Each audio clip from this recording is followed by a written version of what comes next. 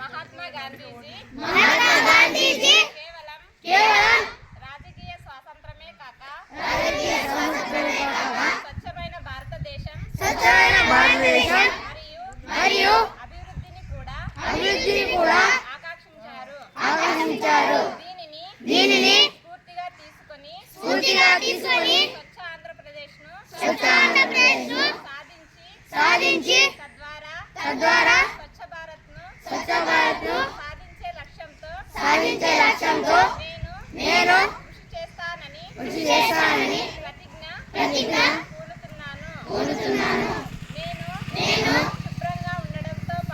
శుభ్రంగా ఉండడంతో పాటు పరిసరాల పరిశుభ్రత కోసం కొంత సమయం కేటాయిస్తానని శపథం చేస్తున్నాను. ప్రతి సంవత్సరంలో గంటలు మరియు ప్రతి వారానికి 2 గంటల శ్రమదానం చేసి పరిశుభ్రత ఆంధ్రప్రదేశ్ సాధించే సంకల్పానికి కట్టబడి ఉంటాను. నేను పరిసరాలను మరియు వేరే వారిని పరిశుభ్రం చేయనివ్వను.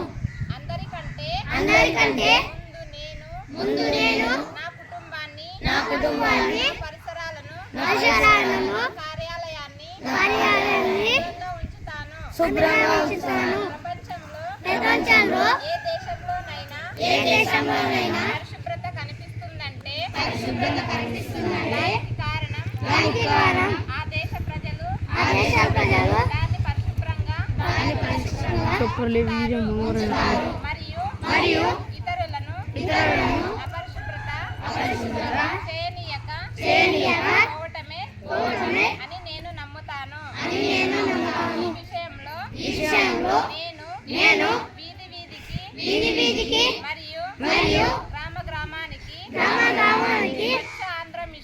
స్వచ్ఛ ఆంధ్ర మిషన్ తద్వారా స్వచ్ఛ భారత్ మిషన్ కోసం ప్రచారం చేస్తాను.